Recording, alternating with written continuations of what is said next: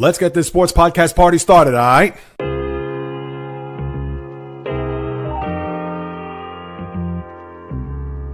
The J Reels Podcast. Why don't you wait until July 1st to make an announcement? What a disgrace. He can rack up all these numbers in October, November, and December, but what really counts is let me see this in January. The sports rebel without a pause, delivering fast-paced, jam-packed sports talk like no other. Listen, I gotta call it as I see it. He is not a good player.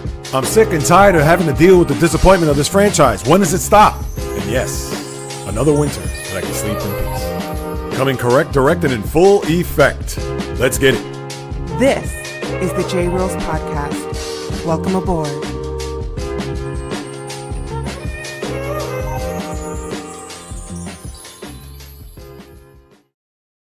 What is happening, my good people? Greetings.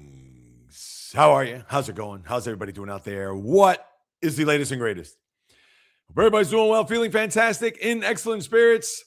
Champions have been crowned, so we have to not only take a look back, but also look ahead, because with the fall and winter sports now over, there's one of the four majors still standing. But that's all right, because you know I've got you covered when it comes to the sports universe, as this is the J Reels Podcast with Joe's J Reels.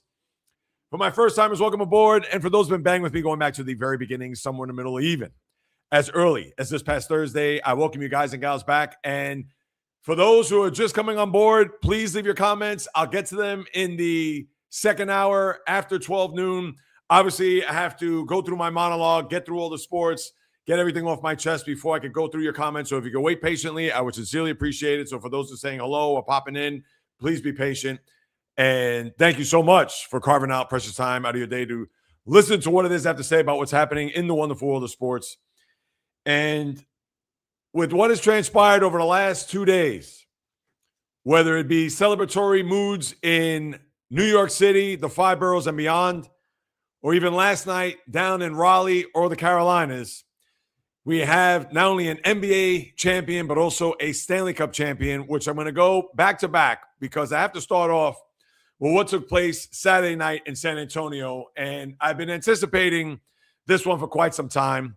Everybody knows that I'm not a Knicks fan, although I live in the five boroughs, and you would think that I bleed blue and orange with my baseball team, my hockey team, but certainly not the basketball team. But I'll start off by saying this.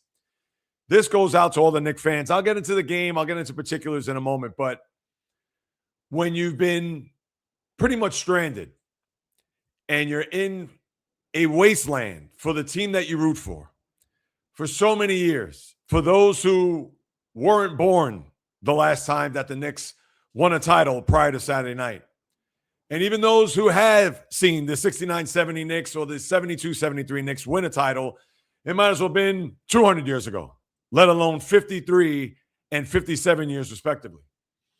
And for those who have not been able to withstand all that had happened from the time they won in LA at the old Forum to Saturday night at the Frostbank Center in San Antonio, to know in that wasteland between, what was it? I saw a stat, it was 19,600 and some odd days, whatever it's been between championships. When you've had to endure Red Holtzman leaving for Willis Reed, even Red Holtzman coming back there in the early 80s, but not recapturing any of that magic because he didn't have players like Walt Clyde Frazier or the aforementioned Willis Reed, Dave DeBusschere, Bill Bradley, Dick Barnett, Earl Monroe, Dean Meminger, Jerry Lucas. You can go on down the list into the late 70s and early 80s. And then even in the early 80s, when you had a scenario where the Knicks was still trying to find their way, when they couldn't beat the Sixers, the 4-5-4 Sixers, which I'm going to talk about in a little bit, or even that 84 series against the Celtics when they went to the second round after that first round, which was epic, between Bernard King and Isaiah Thomas, where Bernard had that wonderful performance in Game 5 on a Friday night at the Joe Louis Arena. It wasn't in Pontiac for whatever the reason. Maybe there was a concert, who knows. But then they lost in 7 games to a Celtic team that was certainly game, meaning the Knicks, and Bernard, mano a mano with Larry Bird to get the MVP, which Bird actually captured during that 83-84 season, but then losing in 7 games there in the Boston Garden. Then you had a moment where the Knicks kind of were in that wasteland where Bernard King tore his knee in Kansas City against the Kings. And then despite Patrick Ewing coming onto the team where Dave DeBusschere was just exalting and a state of euphoria, knowing that maybe the savior, the center from Georgetown, who took Georgetown to 3 Final Fours, including 2 championship games where he won one, actually 3, come to think of it. How could I even forget that? Losing to North Carolina, beating Houston, but then losing to Villanova, which obviously plays a big part with the current Knicks today.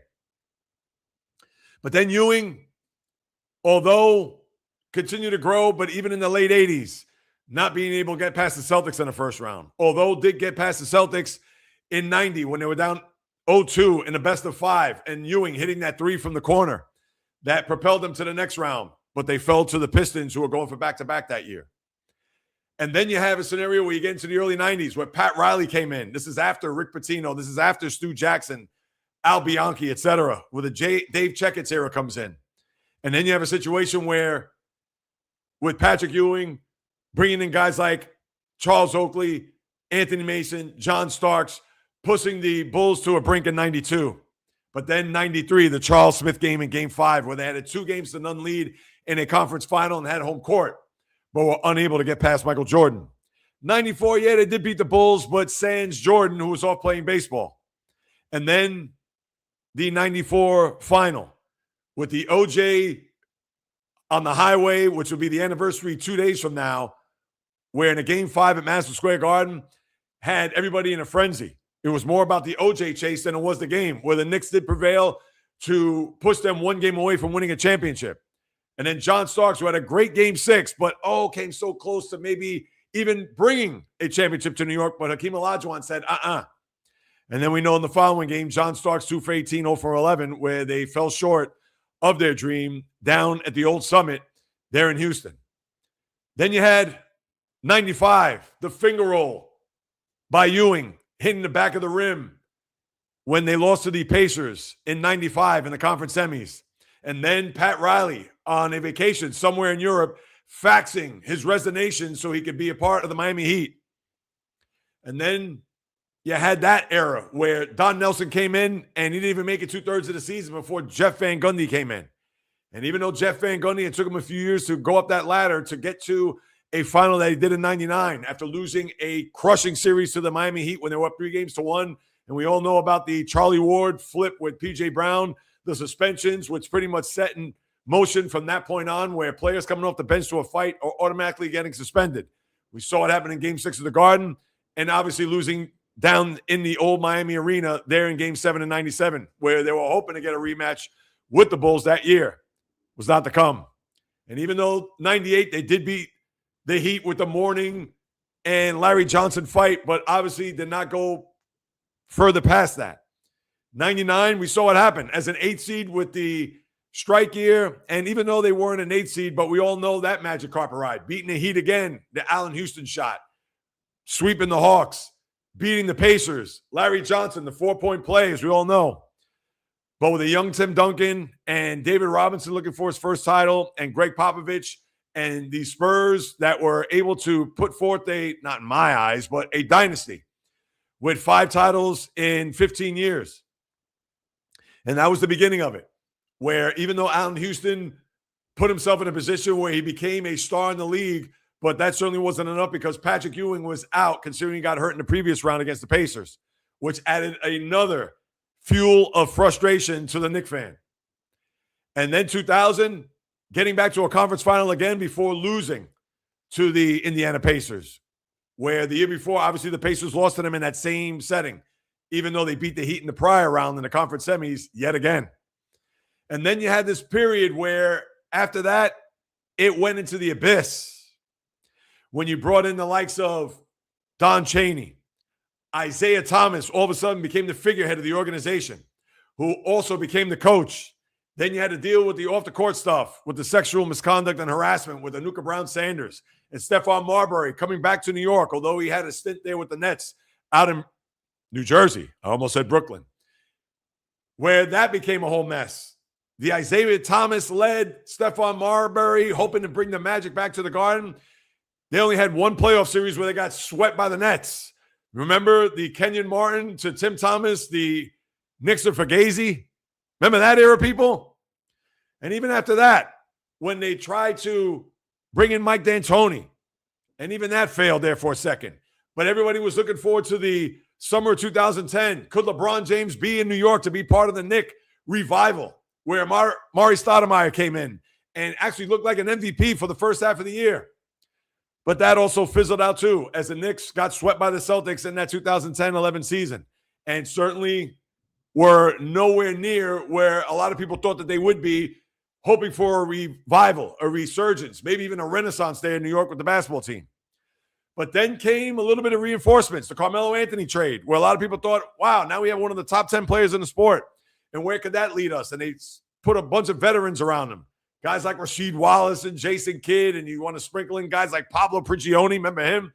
Where, yes, they did beat the Celtics in 2013, but then in the next round, they lost to Roy Hibbert. And remember that block there, which is symbolic of the Carmelo era, as they were only able to win one series and not get anywhere past that. But then in comes another savior, or so we thought, Phil Jackson, to be the guy that's going to oversee everything.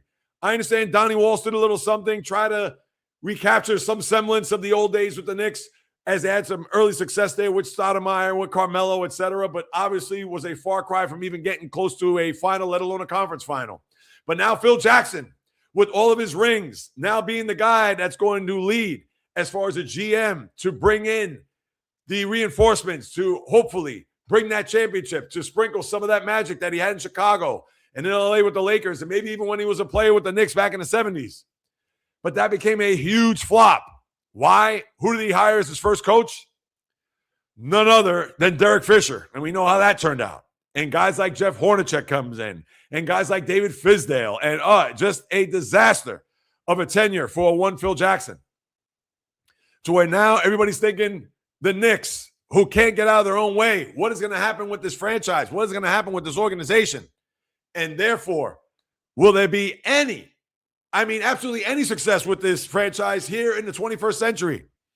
And now you bring in the likes of Leon Rose and William Wesley, a.k.a. Worldwide West, and guys like that, to where they were able to try to put together a team that, unfortunately, the previous regime, led by Scott Perry, who did a decent job bringing in Thibodeau and trying to see what they could do, although they got swept by the Hawks there in that opening round, to where Trae Young has become one of the biggest villains here in New York basketball history. And now you have a situation where once Rose and Wesley come in, now it's a matter of trying to put this team together. And we all know the big signing in 2022, bringing in Jalen Brunson, where I know it's to the chagrin of a lot of people. What? Jalen Brunson? What is this guy going to do? All right, he had some success there in Dallas, but he's a 6'2" point guard who obviously does not have the size to compete with other guys of his position or even try to bring that championship here. Even Becky Hammond, remember her, came out and said something to say how small guys can't win championships, although we did see Isaiah Thomas once upon a time did so with the Detroit Pistons. As I recall, back-to-back, when the Knicks were trying to do something there in the late 80s, early 90s. And now you have a situation where they bring in Josh Hart and they bring in OG Anunoby. Now you have Karl Anthony Towns. And the team was starting to build, whether it was getting to a second round before losing to the Pacers 2 years ago or last year losing in the conference final. Oh, yes, Tyrese Halliburton. Back of the rim, up and through, where the Knicks looked like they were going to have a 1-0 lead in the Eastern Conference Finals last year, and they blew a tremendous lead, 14 points with 4 minutes to go, and up 9 with 50 seconds to go. And therefore, we saw what happened after that, where the Pacers ran the Knicks out of the building and into a offseason where it was certainly going to be their biggest one yet. But what were they going to do? They fired their coach, Tom Thibodeau, and I blasted the decision myself. They bring in Mike Brown. What? Mike Brown? All right. He took his team to a final back in 2007 where LeBron and a bunch of ragamuffins got swept by the San Antonio Spurs. And even though he had coached in Golden State and the Lakers and won championships as an assistant, but we have not seen this guy deliver, whether that was as a head coach in LA when he had Kobe there in the mid-20 teens, or even later on after that with Sacramento and De'Aaron Fox. Strange size there, right? But now Mike Brown, who comes in here, we're a team that didn't have a lot of depth last year, but they certainly had it this year with guys like Jordan Clarkson and guys like Landry Shamet. They did have Deuce McBride on the team. And being able to piecemeal this together to where they were a 3 seed this year. And we saw what happened throughout the postseason, having a historic run, winning 13 straight games before losing game 3, as we discussed last week. The miraculous come-from-behind win in game number 4, which now leads to Saturday night. Mind you, I was in a restaurant celebrating my sister-in-law. Shout out to Madeline Maldonado. Happy birthday once again. 2 nights ago, she turned 50, eating in a restaurant where we actually had plans to sit down at 6:30. The appetizer didn't come until pretty much tip-off. That's how crazy it was. Sitting in a room with about 25 people celebrating her birthday, which was certainly fantastic and wonderful whenever you're with family and friends. But mind you, I had to watch this game on my phone. And thankfully, I had the blessing of my lovely wife, who now all of a sudden is a Knicks fan, and good for her, and the blessing of my sister-in-law, because the last thing we wanted to do was have the Knicks upstage her birthday, and obviously being a milestone, 50 years. I know I shouted out your age, Madeline. My apologies. But anyway, so now watching the game on the phone, and I'm trying to, of course, be present, be in the moment with people around me, conversations, meals, cocktails, etc. But, oh, yeah, this is the Knicks. This could be a historic night if they win this game. And as I was watching it, I see that the Spurs get up to a 31-15 lead, and you're thinking to yourself, oh, boy, well, the Knicks got them right where they want them. And as the game progressed and they cut it to 5 at the half, 42-37, and the Spurs continued to do what they did, extend their lead, get themselves in a position where they're back to double digits. And with about less than 8 minutes ago, I want to say 7:43 in the fourth quarter, where the Spurs had an 83-73 lead, that's where the guy on the Knicks wasn't OG Anunoby had the tip in game 4. It wasn't Karl-Anthony Towns with his big-time contributions there in games 1 and 2. It wasn't even Jose Alvarado, those 8 points that he had there toward the end of game 4, which were critical in that comeback and putting them in a position to have the biggest upset in NBA Finals history. It was Captain Clutch. It was number 11. It was 1A, where Becky Hammond didn't think that he was a guy that could deliver a championship. And sure enough, Jalen Brunson, with his 45 points and his spots on the court, his sleek, his spectacular, and it may not look pretty all in all, but he knows his body, he knows his footwork, he knows where to get to those spots to make those baskets. And he certainly knows with his guts and his guile how to get past defenders, how to get around big men, in this particular case, Victor Wembanyama, and he's able to will and carry not only his team, not only the organization, not only the city, but the tri-state area and every Knicks fan that's alive on this planet to say, you know what? The curse stops here. And sure enough, he put on his cape and he literally carried the entire everything, city, planet, stars, moon, etc., to will this team to that elusive championship. And everything that led up to what it is that I'm about to say right now, although it'll never be forgotten in the annals of Knick history, and it's there forever. All those aforementioned, Pat Riley leaving, losing in 94, 99, Halliburton, Michael Jordan, you name it. And if I missed one, my apologies. But all that has been exorcised. Those demons, those ghosts, etc., they could just kind of float away. And yes, like I mentioned, they'll still be in the mental Rolodex of a lot of Knicks fans when we talk about that 53-year gap of being out in the wilderness, being just left abandoned, wondering if that ship would finally get into the dock, knowing that the players such as Jalen Brunson, Josh Hart, Karl-Anthony Towns, OG Anunoby, Mitchell Robinson, Deuce McBride, Landry Shamet, the whole team would come out of that ship carrying that trophy for their fan base to finally exhale, to finally be relieved, but at the same time, be euphoric. And what you saw in the streets of Manhattan and in Brooklyn, Queens, the Bronx, etc., that was a celebration. 94-90, Knicks win in San Antonio. Jalen Brunson is your MVP. And what more can you say about this Knicks team? And I absolutely, honestly have to say this, and I mean this wholeheartedly. I do not root for that team. I never have and never will. But to see the excitement, and I understand not everybody is a Knicks fan. Everybody just hopped on the bandwagon. That's fine. That I'll leave aside. I'll put my personal biases away because you know me. I'm a kook. If you're a Knicks fan, I need to see it. I need to have you prove it to me. But you know what? This brought the city together. Everybody was just ecstatic, over the moon, as you saw, I'm sure, all the pictures, all the videos, etc. And it was great to see. It was great to experience, at least from my phone, not being in the presence of people. And for those who vandalized cars and got into fights and all that, I mean, please, can we be a little bit better than that, New York? I'm sure we can. But it was great to see. Because if there's one team that could really unite the city, the Yankees could do a lot of that. Not even the Giants. Maybe 07 when they beat the Patriots and how they upset their perfect season. But I don't think there's any other team in the city that could unite more than the New York Knicks. Why? Because they're the city's game. It's the city's team. Sorry, Brooklyn Nets. You are not that team or anything close to the Knicks. Where Yankees and Mets, Jets, Giants, Islanders, Rangers, there's going to be rivals and there's a pocket of fans that are just not going to root for the other team. Where the Knicks, everybody, well, just about everybody, is going to root for the Knicks. And here's the other thing I have to say. I mentioned this yesterday in my live stream here on the channel.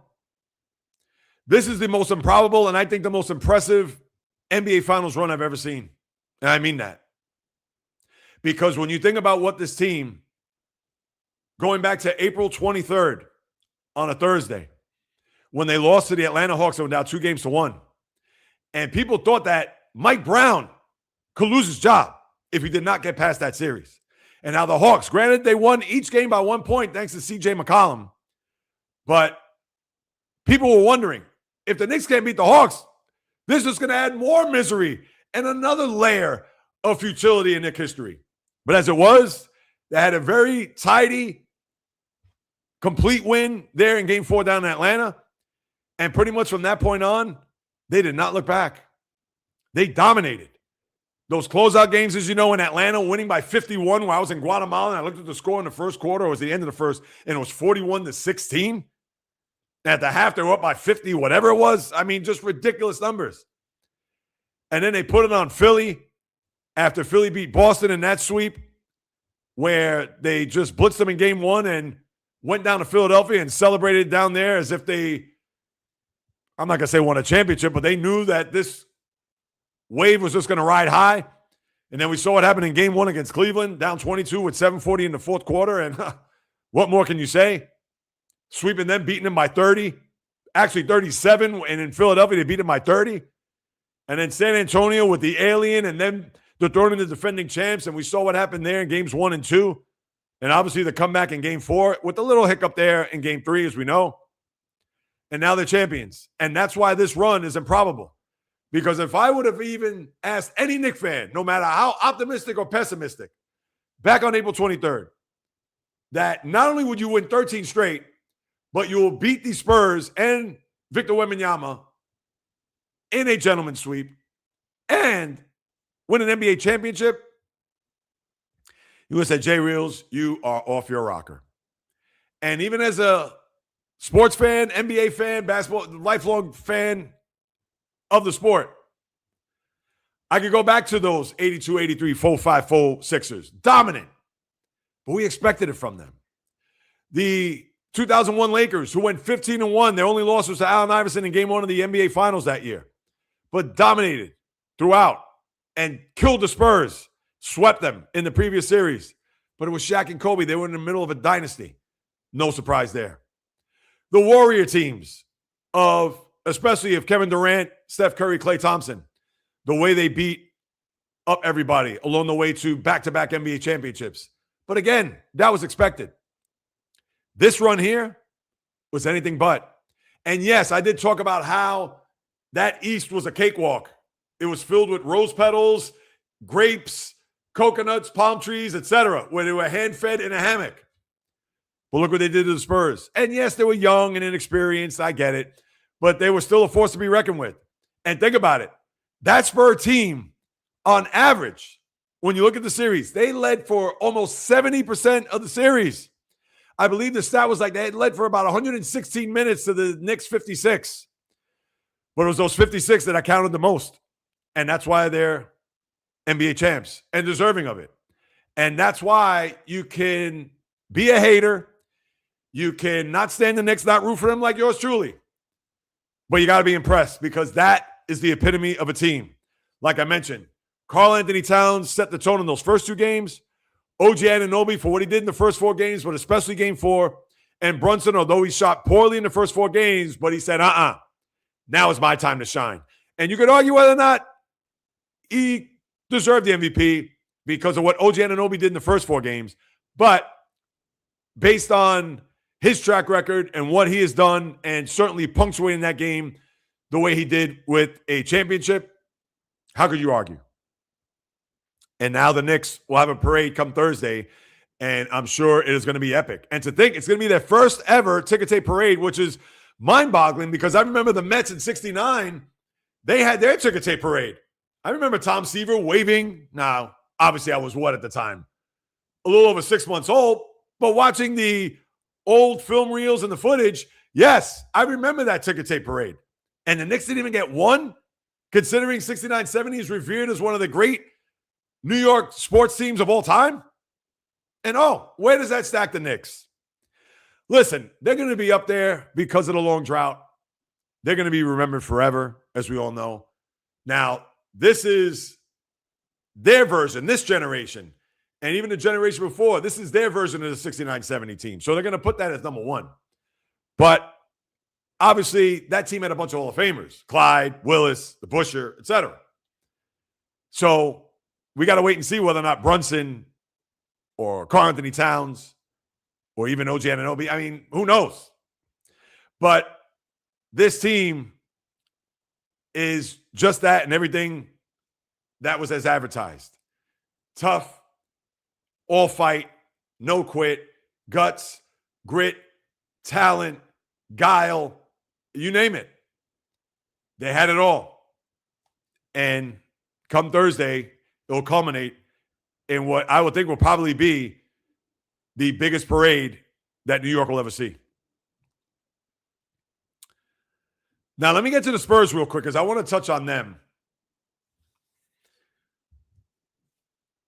We all know about the young and inexperienced team that they were, and that team is going to be a force to be reckoned with, without question. That team is going to be, obviously, they got to keep them all intact, and with the second apron, who knows? Victor Wembanyama could be the NBA's first $100 million player when it's all said and done. That's right, not $100 million contract, $100 million a year. But with Stephon Castle, Dylan Harper, and especially those two guys, and who knows whom else they're going to bring. They're already going to pay De'Aaron Fox, which I know every Spurs fan wants to run out of town, but his extension kicks in this coming year. 4 years, $228 million. He's going nowhere.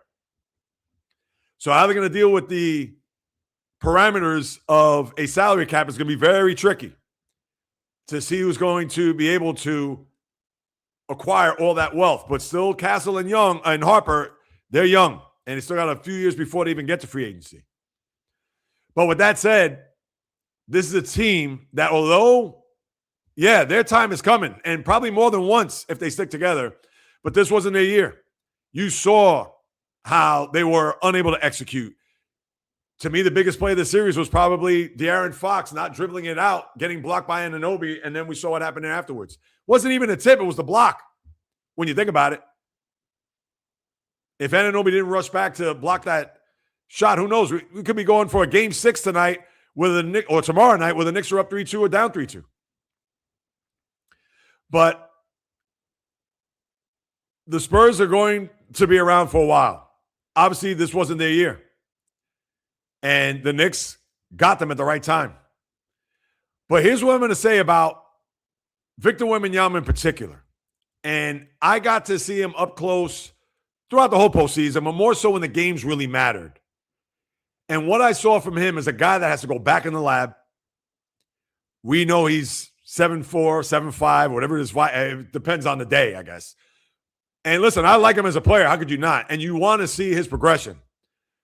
But the three things I did not like about Wemby in this series. One, his sportsmanship was terrible. How he just walked off the court after that. And I understand he's bitter. And people say, oh, he's young. Give him a break, Jay Reels. Come on, whatever. He could have stood by a few minutes, even if it was just a fist bump. I understand it would have been weak. It wasn't a pound and a bear hug to all the guys. But come on. You guys not only got beat, but you got beat soundly. Fair and square. And to think that he walked off the court without shaking any hands, I did not like that. To me, that was a bad optic. That's number one. Number two, as much as he tried in game 4 to go to Mitchell Robinson, I'm in your head. The Knicks were in his head. I mean, think about it. The Brunson snuff there in game 3, where it made you think, whoa, he didn't get a foul and deserved a foul in flagrant for sure, but got away with it. And you could say he got away with that Brunson 3 there where his leg was out, but they knew that if by any chance they were going to call that a flagrant, he would have been suspended for game 6. And if it was a flagrant 2, would have been gone for the rest of the series, which would have just ruined everything. And obviously you don't have to worry about that. But for Wemby, his maturity, which we have to see, and obviously we talked about there with at the end of the game. But the Knicks got in his head because even game 5 with Jeremy Sohan, his former teammate, where he pushed him as he came out to the court to heckle him, and then he bumped him, and Sohan shouldn't have come out. I mean, I get he was trying to get in his head, but that was the thing. Wemby's still young. He's still a baby because even that affected him. He had a very good first half. Second half, running on fumes. And a lot of that has to do with the coach and how he used Wemby in game 4. And I talked about that too, how, his uses of his players, where I think he was so much wrapped up in a system, but then he just let them be. And it became a situation where he started to unravel, not only on the court, but his performance, you could see, was certainly compromised because he wasn't ready for 44 minutes or even 37 minutes, considering he averaged 29 minutes a game in the regular season. And people could say, Jay Reels, what are you, crazy? He's 22 years old. He still has energy to burn. Now when he's utilized like that, when he's not used to logging that many minutes, especially as he got into the deep end of the pool, conference final and NBA final. So those are the two things that I had with Wemby. And then the third thing with Wemby, I get it that with Greg Popovich, he's not a media guy, never liked those on-the-court interviews, always very terse with his responses, etc. And we saw Wemby bypass the media earlier where he got a warning. I don't even think he got fined, but he didn't meet the media after one of the games. I think that they lost. Maybe it was a game in Minnesota. Was that the game he got ejected, or one of those games? And therefore was just a louse. And we saw him even earlier in this playoff with Lisa Salters. In fact, the game that they won, where he answered a few questions, but then his team came in, come on, we got to go, and just walked off. And come on, you can't make that commitment. And I understand he's not from this country, and he may not be media friendly in San Antonio. I don't know.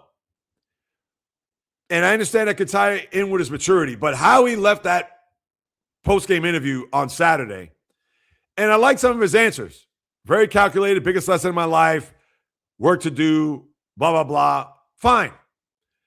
But for him to say, see y'all to the media, and then say never, I mean, what are we doing? Come on, Victor. You're going to be the face of this league.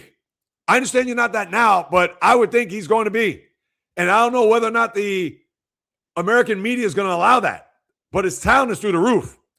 But what he needs to do is obviously take all this, remember it, grow from this, be mature, and on top of that, he should be in the lab right now with Tim Duncan or Hakeem Olajuwon, Kevin McHale, and he needs to get a low post game. I don't care what the analytics are. I don't care. You got to shoot from 3, this and that. No. I don't want to hear it. That guy needs to bulk up a little bit, but I understand He's the big baguette. He's not going to be built like Shaq. But whatever strength that he could put on and whatever muscle he could bulk throughout the course of the summer and come back bigger and stronger for longer playoff runs and to be down low in the low block, because that's where his game should be. He shouldn't be out on the perimeter. This guy should be getting 15 rebounds in his sleep and 25 points minimum instead of hanging out by the perimeter trying to shake off his defender and crossing him over. And no. Come on. And this is a big lesson for the coach. I mean, Mitch Johnson, I don't want to say he got schooled, but yeah, he was in the lion's den for sure in how he worked with his personnel and the way he substituted his players in and out, etc. And also, I know Brunson went to him, got the handshake. How he didn't have his team stay there, maybe it's a product of the coach, I don't know. But how his team did not go out and at least express a little sportsmanship is beyond me.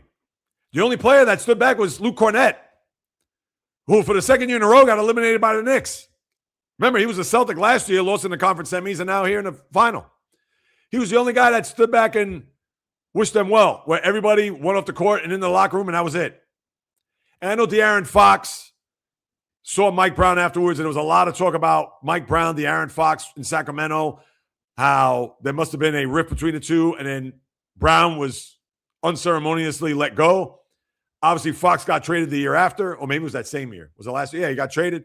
And now Fox is almost public enemy number one, considering he had an awful final two games. Awful. For a guy that's been in the league 8 years, he certainly didn't show it. And now the Spurs have a long off season to ponder not only what could have been, considering that they led for a majority of the series, and they could have been a team that maybe even swept a 1-5 games.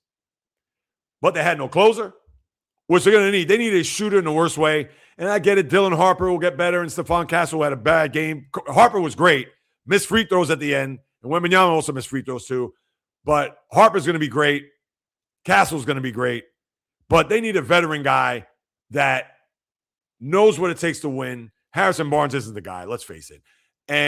But it could also be that guy that can close the game out. I know they don't grow on trees and they're not too easy to find, but that is number one. And number two, they need a guy, I kind of hate to say it, they need a throwback to where physicality, a bruiser type player, and not to say that this guy's going to be part of the mix, but you know it would be perfect on the San Antonio Spurs? A guy like Dylan Brooks. They need a guy that's going to be physical, that could do a lot of that dirty work, that could get in Wembanyama's ear when need be, that if the team is going to try to rattle him and try to get in his head, that he can say, I got you. I'm going to carry the legwork for you to not have to deal with that. They need a power forward that can be physical, that can also add muscle, and also add some offense too. I get it. Those guys don't grow on trees, especially in this modern day NBA. There aren't many Charles Oakleys or Rick Mahorns or Dennis Rodmans, John Sallies, Anthony Masons. You're going down the list. In fact, those guys are more few and far between than the aforementioned guys that could be a closer or a guy that could come on your team and make a big three or take a big shot and not have to play hot potato and pass the ball to somebody else.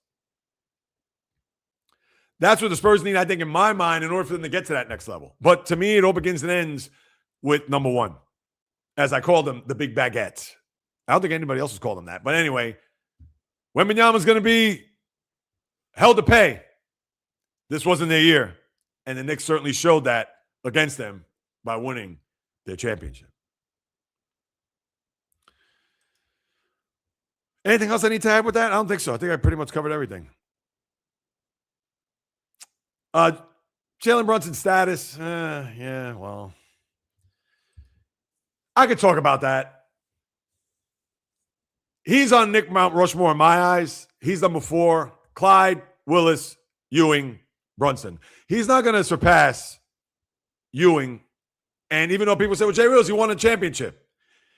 Ewing was a number 1 overall pick, was with the team 15 years, a top 75 player in the sport. That has to count for something.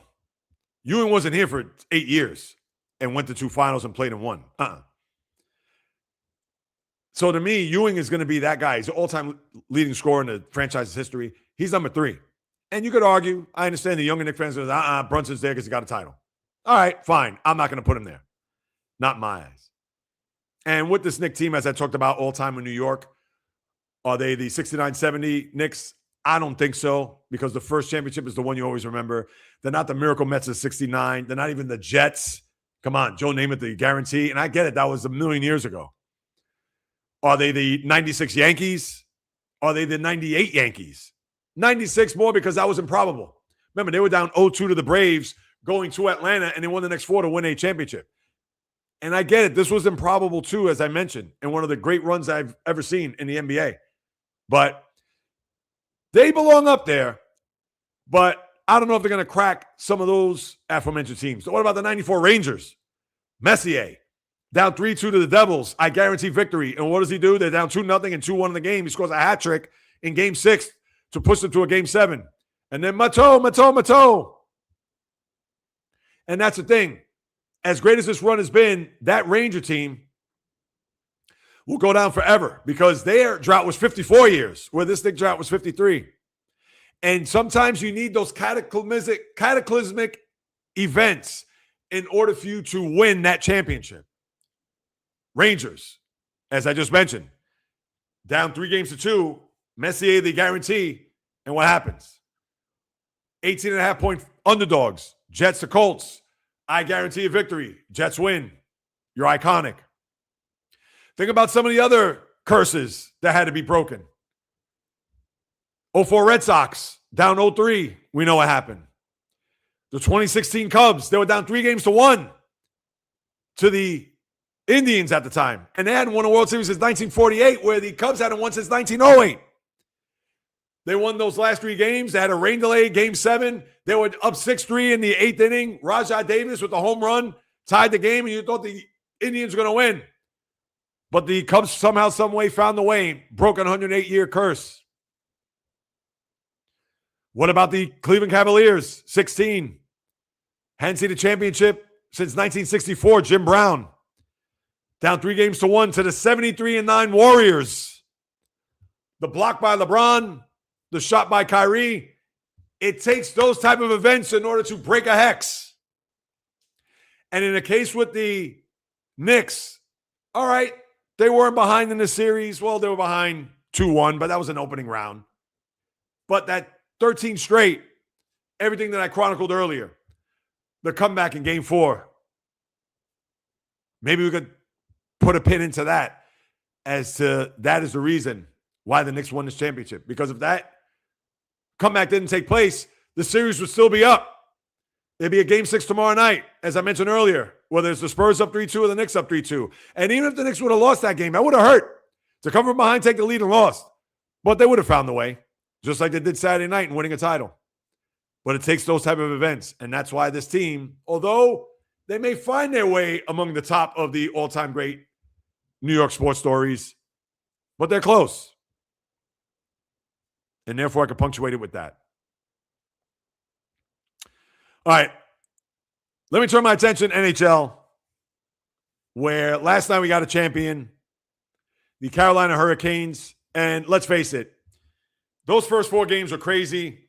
And we all know that when you have a situation where a team that Carolina reloaded this year, bringing in 2 key figures, Nikolai Ehlers and Keandre Miller in free agency, and without Frederick Anderson, who won 12 of the first 13 games, and he got pulled for Brandon Bussey after that Game 3. But Game 4, when the Golden Knights, who were down 2-0 and 3-1, came back to tie, and then the Jordan-style goal off of his stomach, 4-3, they added the empty netter, and people are going to look at that goal as maybe the reason why the Hurricanes won the Cup because they go back home to game number 5. And although they gave an opening goal and you thought, uh-oh, here we go, another barn burner. But then Carolina, for whatever the reason, got locked in. Because ever since the Golden Knights took a 1-0 lead, yeah, they scored 1 goal later on in that game, but that was the only goal they scored in the last 2 games. They went on to win 4-2 there on Thursday night. And then last night, they get the opening goal there by Taylor Hall. What was it? Less than 4 minutes in, 3:47, I think it was. And then that's when they went to work. Because then Logan Stankoven got the goal there in the second period. They had an empty netter there late. I think it was Nikolai Ehlers. But their defense, Carolina, they come in waves. For all the mistakes and the missed assignments that you saw, especially in game 1, but even throughout the first 4 games of the series, Carolina went back to Carolina Hurricane hockey. And you saw that throughout the remainder of game 5 after the opening goal. And you saw that there last night, where Brandon Bussey pitches a shutout, his first career playoff shutout. The Carolina Hurricanes win their second Stanley Cup 20 years after their first when they beat Edmonton. And listen, not a lot of drama, not a lot to really write home about unless you live in Raleigh or in the Carolinas. Because for as crazy and as classic as the first 4 games were of the Stanley Cup, it got to its mountaintop. And after Carolina scored not only the first goal, but the second goal to make it 2-1, that's when it slowly went down. Because Carolina took over. They dominated. They certainly imposed their will on the very game Vegas Golden Knight team, but they had no answers. And Carolina, who was a big-time team in the regular season, top seed in the Eastern Conference, breezed by the first 3 rounds. You can even argue whether or not they had a Knick-like cakewalk to a final. Beating Ottawa, sweeping them, sweeping the Flyers, beating in the conference final, the Canadiens, even losing the first game. And maybe you could look at the 12-day layoff that they had as to why they were out of sync. But then after that, they won those 2 games in overtime, games 2 and 3, and then they just went by them standing still. And then you had a 15-round heavyweight knockdown, drag down first 4 games in this Stanley Cup final before Carolina said, time to roll up our sleeves, time to get back to business, and let's crown ourselves champions, in which they did last night. And congratulations to them. Jordan Stahl, who is your Conn Smythe MVP, and rightfully so, he scored goals in the first 5 games of this Stanley Cup final. The only other player to do that, Jean Beliveau, the old Montreal Canadiens. You got to go back to I believe that was in the 40s or maybe early 50s. I know they had that 5 straight Stanley Cups in the late 50s.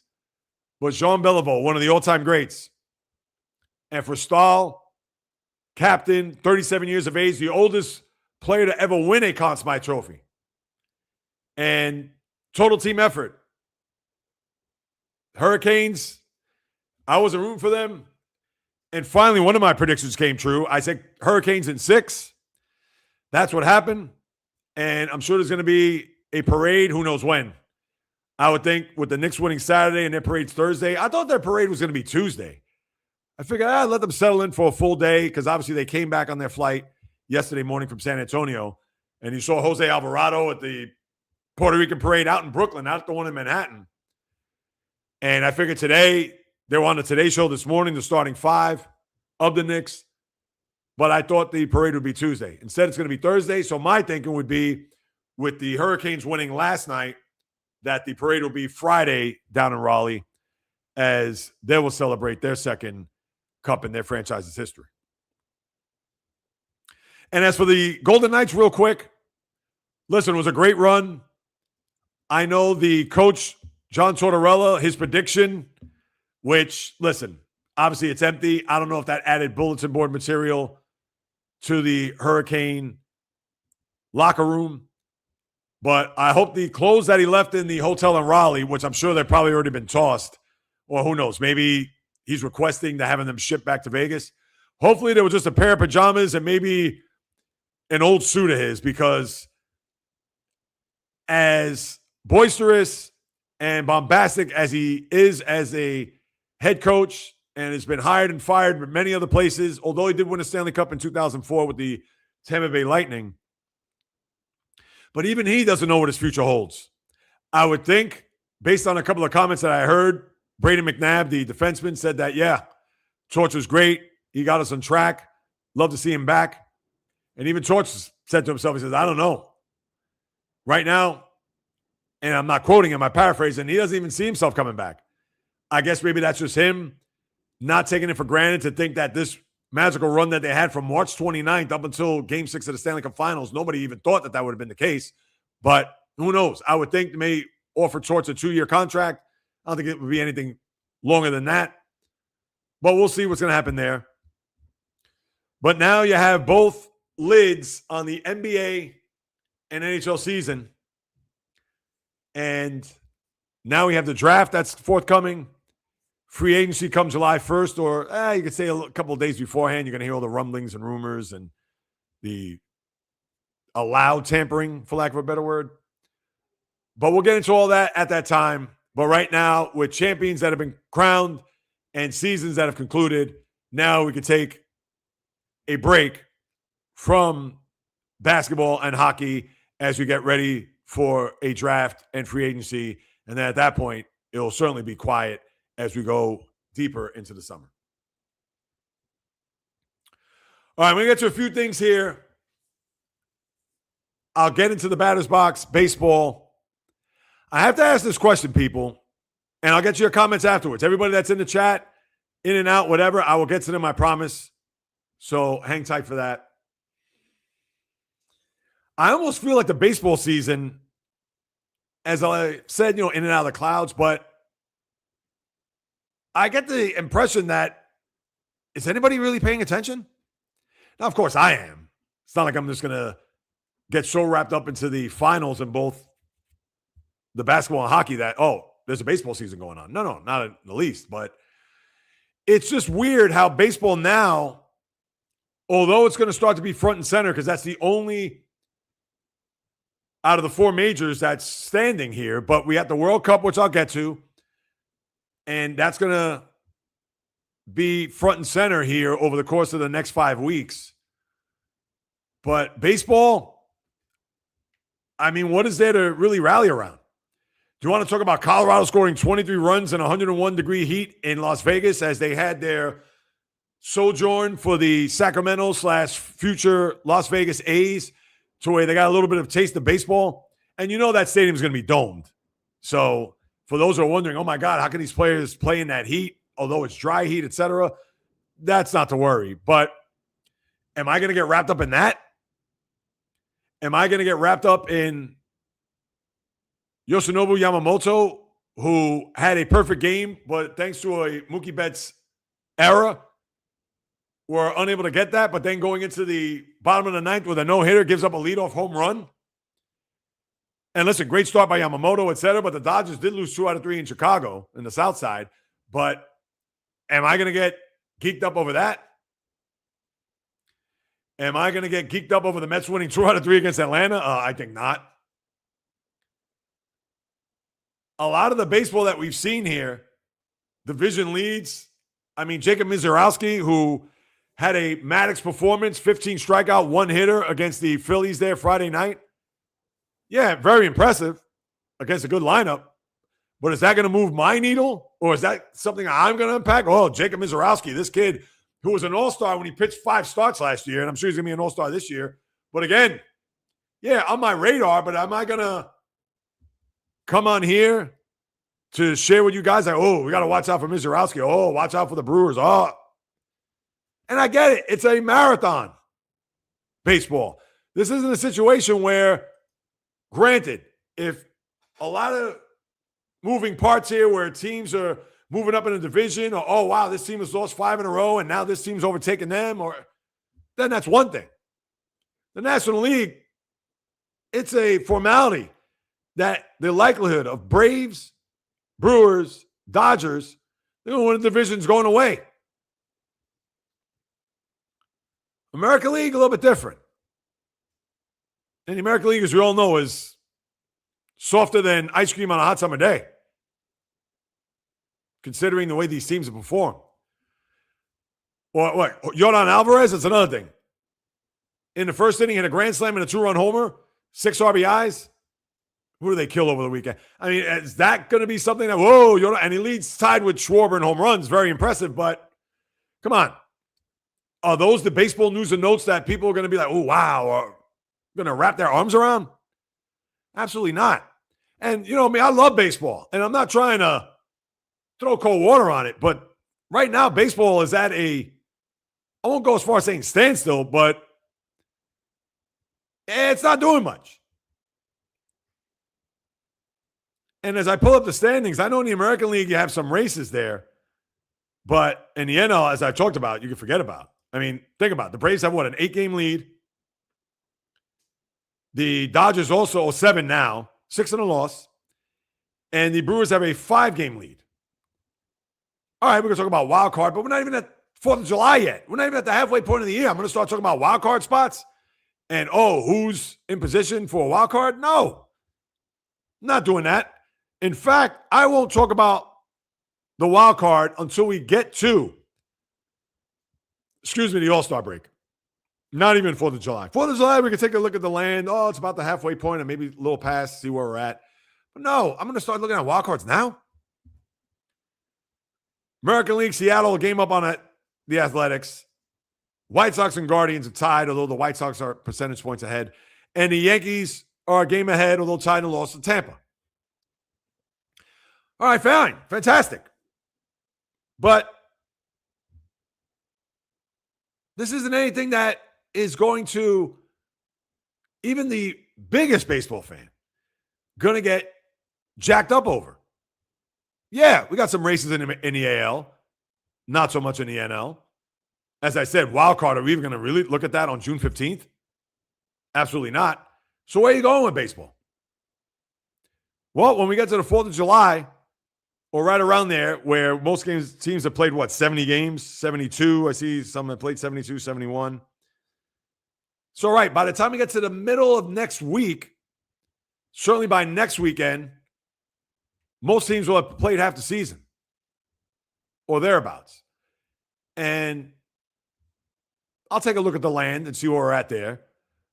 But I'm sorry, baseball, and I'm into it, people. I'm not trying to poo-poo it or who cares? Wake me up in October. No. Because you do have trade deadlines at the end of July, and I'm sure the races will heat up, maybe. Who knows? But baseball right now, in my eyes, they're in purgatory. But maybe it'll pick up here now that the NBA and NHL has said sayonara as far as competition goes. They'll make some news and notes over the next few weeks, as I mentioned before, with the drafts and the free agency. But again, baseball is what it is. Right now, you kind of, I don't want to say flatline, but like right in the middle. Here I am with my sound effects. Sorry if I blew out your eardrums, especially if you have earbuds or headphones on. But the baseball schedule right now, for the early part of the week, Miami at Philly, Mets in Cincinnati, KC at Washington, San Diego, St. Louis, Colorado, Chicago, Cubs, Minnesota, Texas, Detroit, Houston, LA, Angels, Arizona, Pittsburgh at Athletics, Tampa at LA. All right, it's not a bad series. That's good. 2 teams. Tampa's a game behind, but, first place. That's today. Tomorrow, the other teams or games that'll be included: Toronto at Boston, White Sox at the Yanks, San Francisco at Atlanta, Cleveland at Milwaukee. That's a good series. 2 first-place teams. Well, I know Chicago's ahead. Baltimore at Seattle. Yeah, and I'll do it. So, yeah. A couple of series, but nothing really to sink your teeth into. I know I mentioned earlier Philly and Milwaukee. We talked about Mizorowski. Philly was unable to get 2 out of 3. In fact, both of the wins by Milwaukee were by shutout. We talked about the 2 out of 3 that the White Sox. Good job by them. But that's what you got with baseball, people. There isn't much more I can add to that. Now let me turn my attention. World Cup. World Cup and then 2 other quickies after that. We know US beat Paraguay there on Friday night 4-1. I know Christian Pulisic, who had to be held out, he got kicked in his calf. Now, they don't play until Friday, so that helps out the U.S. They had a historic opening game, winning 4-1. Actually, it was their biggest margin to open up a World Cup since 1930. So you're going back almost 100 years. And I understand there's a lot of expectations on this team. I talked about this on Thursday's podcast, to where they have a team that can strike, not spectacular, but a very steady team that could make some hay here. And a lot of people think that if they fall short of a quarterfinal, that would be a disappointment, which that says a lot about what this team is capable of doing. Now, do they have the megastar a la Lionel Messi, Cristiano Ronaldo, Kylian Mbappe? No. Christian Pulisic, very good player, excellent player. Maybe not in that class, maybe just a touch below. And I know they got Chris Richards, another guy who's also a very good player. But, and I know maybe shortchanging a few others. But again, this is a team that has been together going back to 2018 in that World Cup. And maybe the camaraderie and their cohesiveness can get them on a long run. Now, it's one game. I can't get crazy. And I'll pull up a schedule here in a second, just to kind of see where we're at here over the course of the week. But one game, you don't want to get too crazy.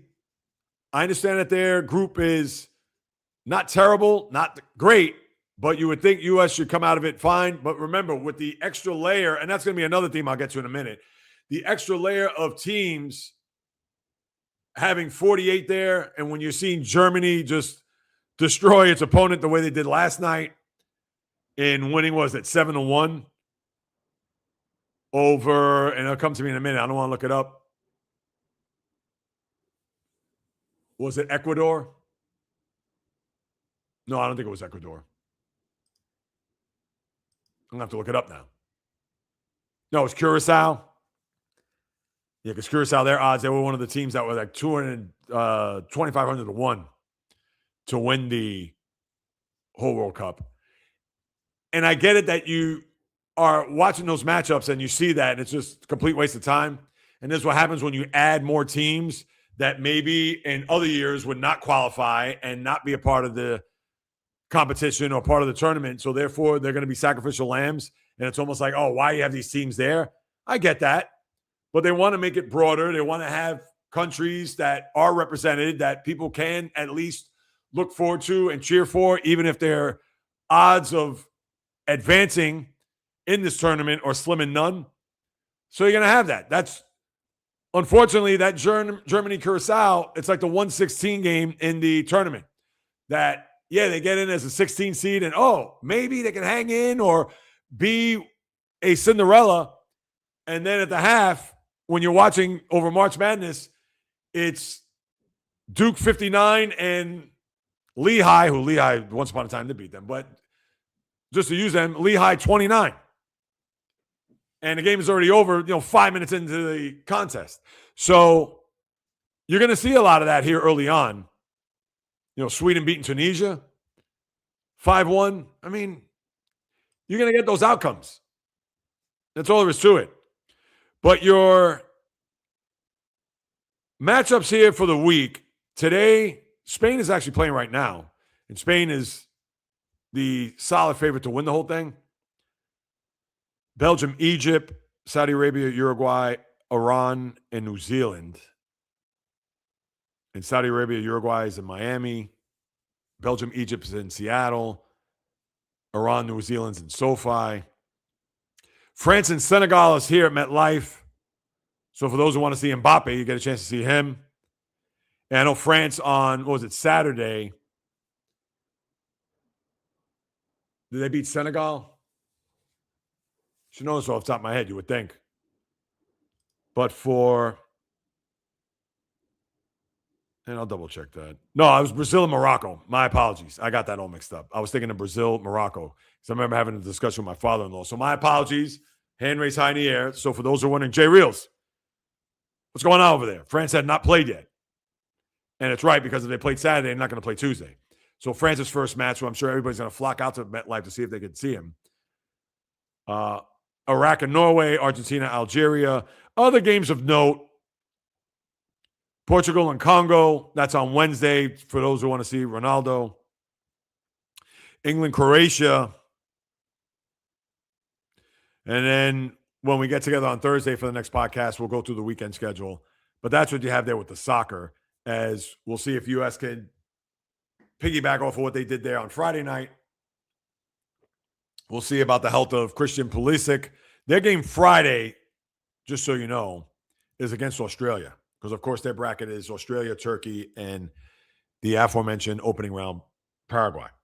Excuse me. All right, 2 quickies before I get to your questions. And this will be quick, I promise. One, the NFL. Sad news. Aldon Smith, the former defensive end, played with the Niners, Raiders, cup of coffee with the Cowboys, was a sack master. His first 2 years, I believe he had 33 and a half sacks, was an all-pro in year 2, went to a Super Bowl, as you know, they're with the Niners, and certainly had his issues off the field. Quite a few. Not here to judge, not here to carry on with that, but died at the age of 36. Don't know what the cause of the death is. It was known that on Saturday he was delivering pizzas for some charitable event, and he was in his truck, and I believe he was feeling a little sluggish and out of it. They rushed him to the hospital, and I believe when he arrived at the hospital, he had died at the scene. So who knows if there was any drugs or alcohol involved. I have no clue, and I'm not here to speculate that by any means. But terrible story, and I get it. This guy could have been, let's face it, if his head was on straight with the way he performed in those first 2 years, he was certainly on a fast track to being a Hall of Fame type defensive player. But his demons and whatever else that was going on in his life got the best of him to the point where he retired a lot earlier than he should have. And here he is at the age of 36. Transitions. Just a terrible story. Thoughts, prayers, condolences go out to his family, the Smith family, Niners, Raiders, NFL, etc. And then the last thing I want to get to, as we go into the Octagon, did anybody watch this Freedom 250 event last night? I didn't. I forgot. I thought that event was taking place July 4th, but I was wrong. And I should have known that it was going to be on the president's birthday. But I did not watch. I know Sean Strickland had to be ushered out of there, and Ilya Taporia, if I'm pronouncing his name right. I know he was a part of the festivities, and Justin Gaethje. And I did see an interview with Gaethje the other day, but I didn't realize it was a part of this event that was on the premises there, the White House. And I know Dana White came out and said it was a great event, but that's the last time he'll ever do something like that. Cost him too much money. I mean, please, not like he's hurting or crying today over it. But, yeah, I didn't watch and was not on my radar. I understand people, if you want to get at me, oh, come on, Jay Reels, you could have said something about it or watched it or reported on it. That was lame sauce, whatever. Hey, listen. If it was something that I knew was going to be appointment television, I would have watched. I know Gaethje, he's an excellent fighter. Gaethje, I know I always mispronounce his name. And Taporia, again, no shade on their part. But I'm sorry. Maybe the next one, listen, the Gina Carano and Ronda Rousey, I was there for. Again, if you blinked, you missed it. And I get it. May not have the magnitude of what was on the docket for last night, but sorry, my good people. I just did not watch, follow, etc. I don't know what else to say or what else to add. I apologize for the MMA, UFC fan who probably was hoping for me to get or to give a response or to have an opinion on this. And I'm certainly not going to fake the funk to be like, oh, yeah. Nope. You know me, people. But I guess based on the president, the commissioner of, he's not the commissioner, but he's the president of the UFC, one Dana White. Yeah, I guess it was executed to his liking, but we're not doing it again because it cost a pretty penny. And I'm sure a lot of money came out of his pocket. He couldn't get public money, whatever. So, because, hey, I'll just leave it at that and zip it up right there. Let me get to your comments, and we'll move it along here. Let's go way back to the top. I see Mark, my guy Mark Salmons. Val B with the 3 likes. I like it. Change the likes now. It's just a high five in a year. Oh, I did not realize that. You watched it? Oh, good for you, Val. Mets on the J Real teams. No, definitely not. Bio. Greetings. Steve Smith, you should talk with him about sports one day. Listen, I'd love to. Maybe that day will come. Maybe not. I don't know by extending an invite. I'm sure he's got other things to worry about, but who knows? If we cross paths and I get him, I'll make sure to get him. That'll go without saying. Fuqua, a.k.a. Tatsuya Mai, Minnesota Fats, Kai Bowie Bull, Dad Ships, Everyday Mets. I have to say that. I got to give him the AKAs, people, because, and he's had the Fuqua name for a while, so I kind of get a sense maybe he's going to pivot at some point. He may not, and he can stay Fuqua. It's all good there. But he says, this Knicks team more impressive than Giants Super Bowl.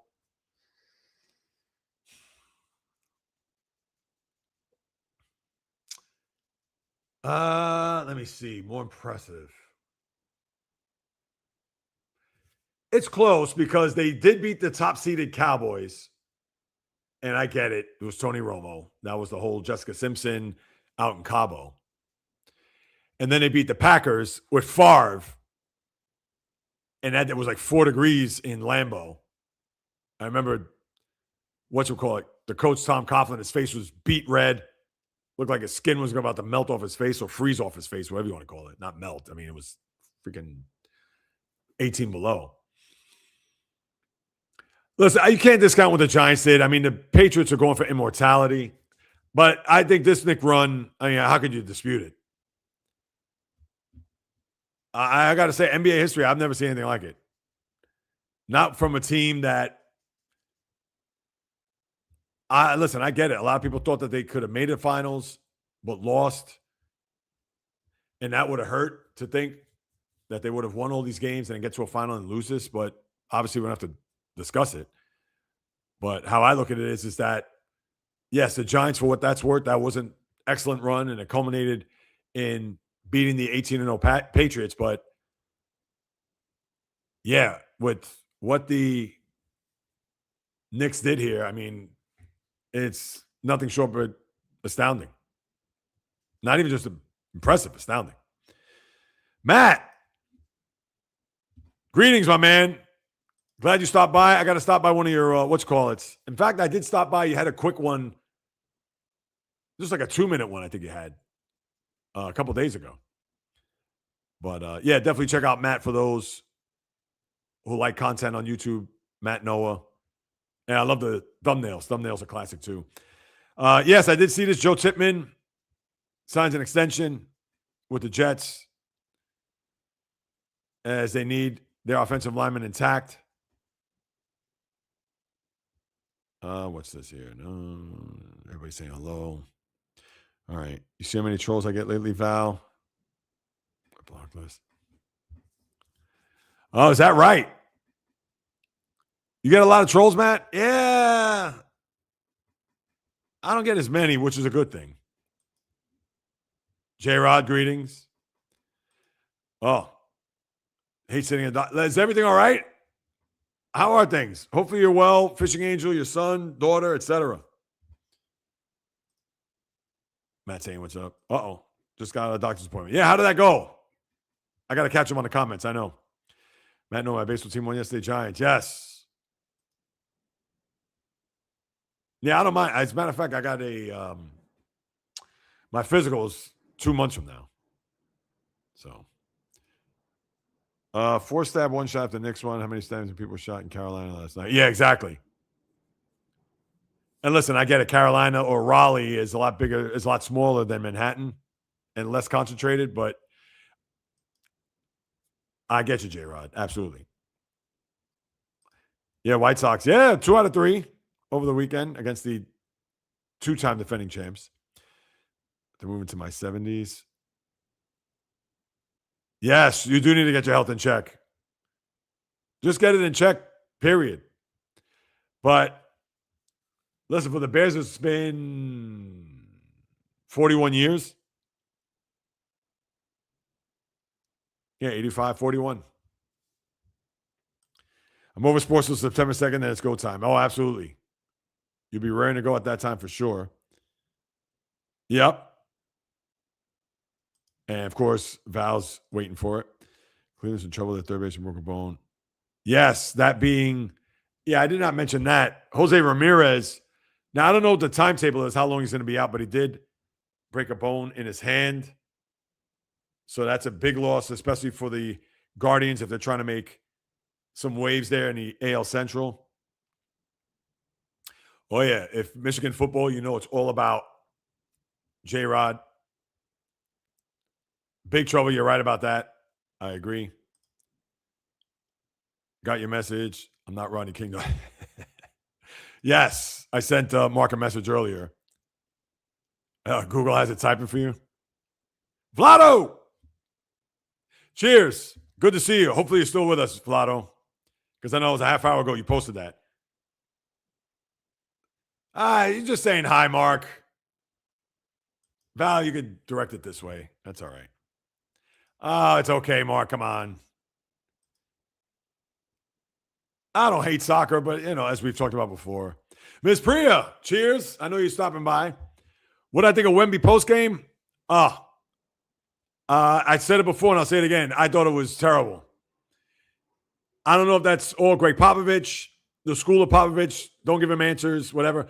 Come on. That kid, I think, will end up being the face of the league. He's got to meet the media. He's got to. And he met the media, but to close it out that way, see y'all, never. All right. He's 22. He's got to grow up. He'll grow up. I guess he's not. I mean, he should be. This is his third year in the league to be acclimated to the rigors of the media and the questions, et cetera. I mean, he may not have been used to that overseas, but you better get used to it quick because right now, especially after what has transpired during this finals, the spotlight is going to be on him even brighter next year. Yes, giant record. Don't like Parker.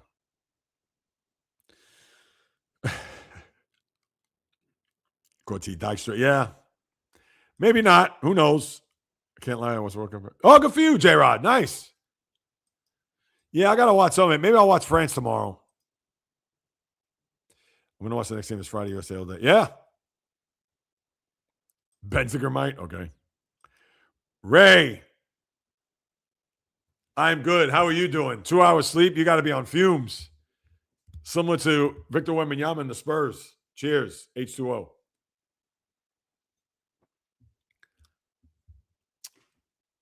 Ray, are you going to get to go to the parade? I got to ask you that. Need some redemption in that Cincinnati series. Let them catch it. Oh, yeah. And remember, they got swept by them early this year. So if there's any, listen, it doesn't mean anything now. Would have meant something last year. End of the season. Ugh. They send you on vacation, yes, even though technically it was the Marlins, but they had no business catching you. You're speaking to the crowd. You're preaching to the choir. I had preaching, speaking, tongue-tied. Yes, Cincinnati. But all facts are facts, yes. Saddens Ray. 10 years. Yeah, Mark, where you at again? My apologies for forgetting. Wait, let me guess.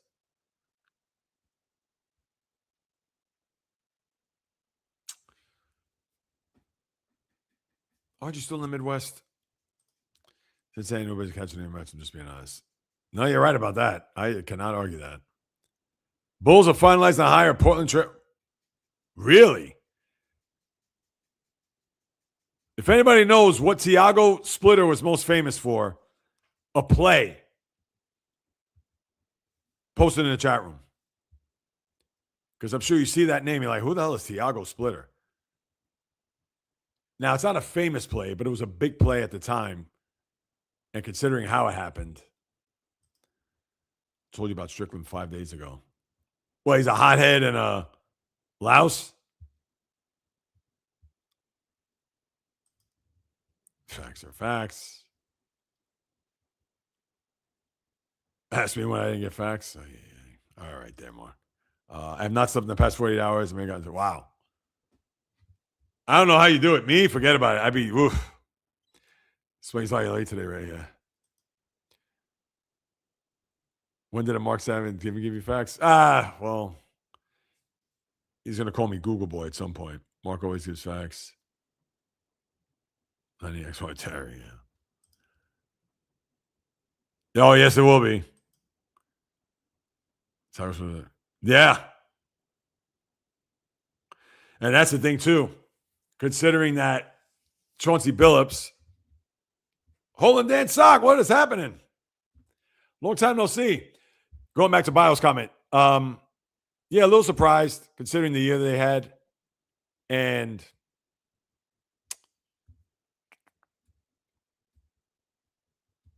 yeah, now listen, who they're going to hire? They'll hire somebody, probably that may even hire from within when it's all said and done. Yeah, World Cup, you're all into that. Go Netherlands. All right. Holland Dan Sock, I feel you. Japan tied us. Yeah. Trying to figure out how I'm going to get there to the parade. All right. Wow, I'm all caught up with comments. Look at that. Well, you got a few days, which is a good thing. Yeah, the thing is about the parade. Thursday, I have the podcast. And I'm sure the parade's going to start noon. And it's going to be murder to get down there. Now, I certainly wouldn't drive. But even if you take the train, because it's going up the Canyon of Heroes, which is from the Brooklyn Battery. From Battery Park, Lower Manhattan, up that, past Wall Street, past Fulton to City Hall. So, yeah, I don't know if I'm going to make my way. If I'm done early enough, because I want to do a live. I could do a recorded podcast the night before, edit it, and then get downtown on Thursday. I don't know. That's going to be a game time decision if you ask me. Holding that sock with the emojis. And the heart, I appreciate that. Mark. All right, here we go with Al Morris playing in the World Series. Pinch hit it. Okay. We're not going down that road, Mark. We went down it twice, and we know what the facts are. So I'll just leave it at that.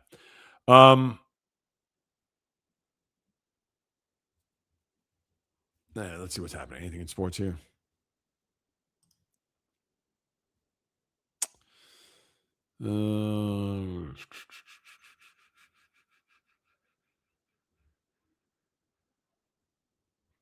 Nah, nothing much else is looks like it's going on.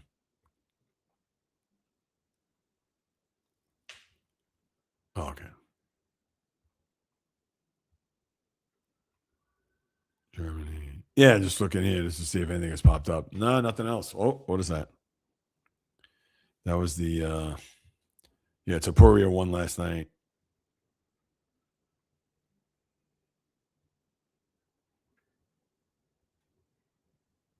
All right. Let's go back. All right. I challenge anyone to watch it. Challenge anyone to watch what? Oh, the World Series? Come on, Mark. We know what happened there. Yes, Bio. Absolutely.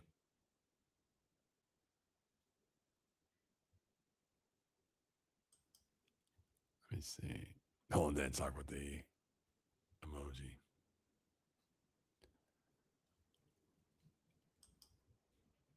Yeah, Bio watched it. All right, good. Be careful out there, Ray. Absolutely. Yeah, other than that, nothing else going on in sports. The dead zone is coming, people. And it's going to hit us to the point where we're not going to know what hit us. But hopefully, let's see, the draft, real quick, stretch it out here. The draft, I believe it's next Thursday, right? Is it next Thursday, Friday? Because now they're doing the draft like the NFL 2 nights. So they're going to do round 1 Thursday, round 2 Friday.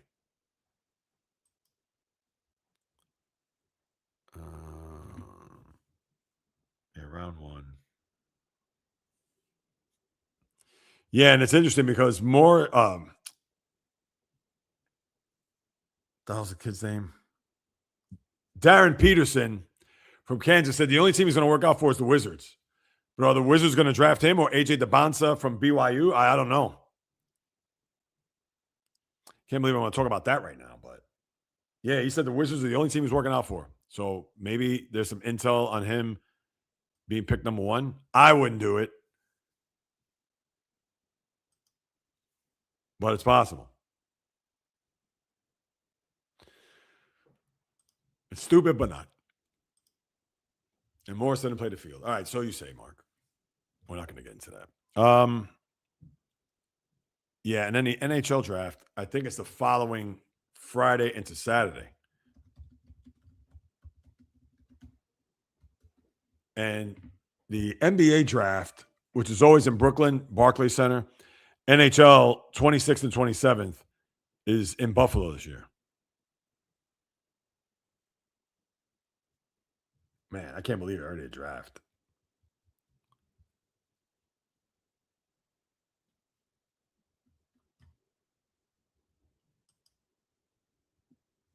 All right. June 26th, yes, Val. 26th, 27th, because they do the 2 days, the NHL. Mark, I don't have to watch the game. I already have. I know what you're trying to do. Ain't gonna happen. And again, I showed you twice.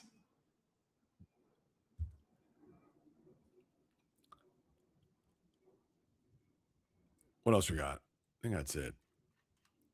Anything else to look out for this week? Yeah, nothing. Look, I did the baseball. No, that's all right, Val. 26th, 27th. We got you. Yeah, I think that may do it, people. Unless there's anything else that's on your mind you want to talk about that's not Hal Morris related. Unless Hal Morris want to come on here, which would be great. But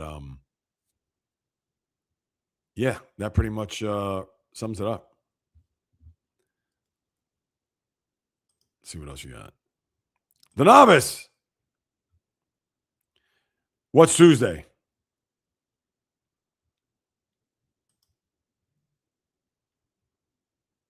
Yes, in June 29th. That's 2 weeks from today, Val. Oh, Mark's going to keep on trying. Nah, it's not going to work.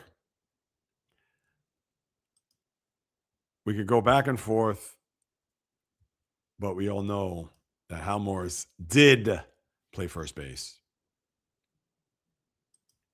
in the 1990 World Series. Let me see. What else we have here?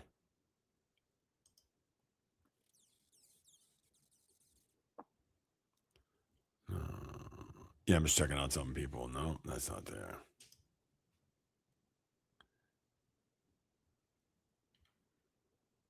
What is this? ESPN, Ronaldo. Yeah. No, that's just, I guess that's going to do it, people.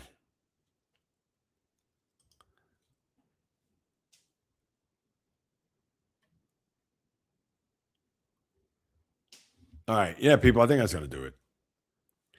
I wish there was more things I could add, more things to discuss, more things to chime in, talk about. But I think it's time to land this plane, people. Yeah, because I bounced around just to see what else is going on there, sports-wise. Spain right now, no score.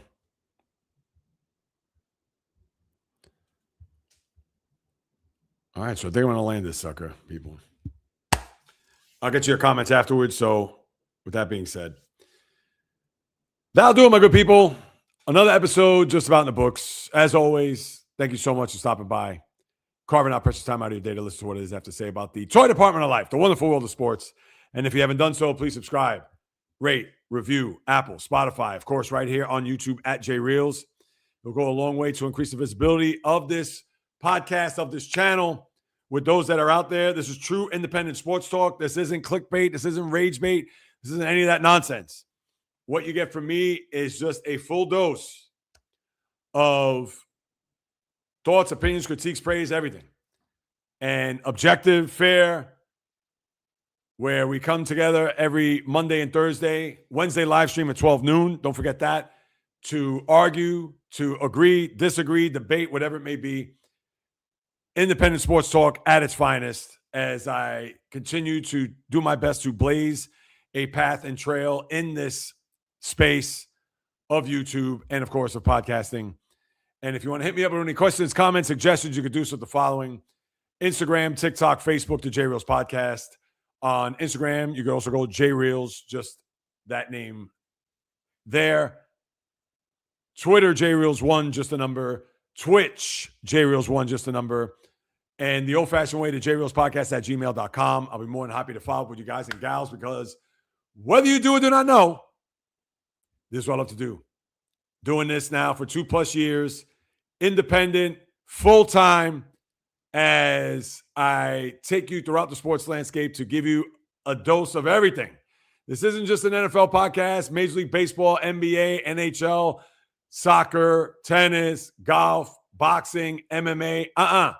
This is all of that under one roof, where as long as I sit in front of this microphone and camera, I promise I'll deliver nothing but passion, fire, energy, fury with my thoughts, opinions, critiques, praise, analysis, feelings on anything and everything that happens on the world of the diamond, ice, gridiron, hardwood, golf course, race course, racetrack, tennis courts, boxing ring, octagon, you name it. From my lips to your ears, from my heart to your soul, from where I am to wherever you are, JReels Podcast always comes live, correct, directed, in full effect. From the South Bronx to South Beach to South End to the South Pacific and all points beyond, peace, love, and God bless everybody. Enjoy the rest of your Monday. I'll see you Wednesday on the latest live stream, 12 p.m. noon Eastern time. Until next time on the JReels Podcast, on the flip, baby. All right, last comments. I see a lot of Mark here. Oh, my bad there, the novice. Next Tuesday. Okay. It's usually Thursday. Why are they doing it on Tuesday, huh? I got something in my eye. What the hell's going on here? I know I've been poking at it. Next Tuesday. Did not know that.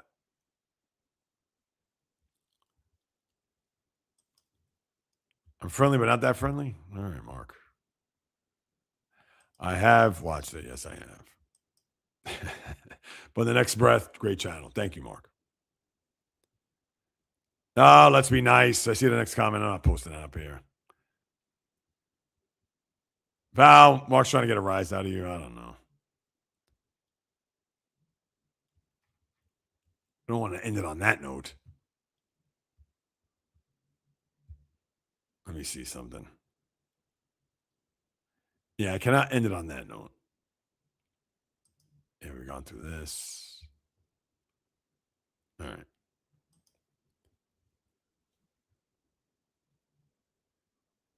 I'll take that off. Somebody, anybody? No? Maybe I should start typing something in here. No, I won't do that. All right, guys. Enjoy. Let's be nice to one another in the room, please. And yes, I did watch the 1990 World Series. That's for you, Mark. Until next time on the flip. Thank you, guys. Much appreciate you stopping by. I really do. You know that. Until then.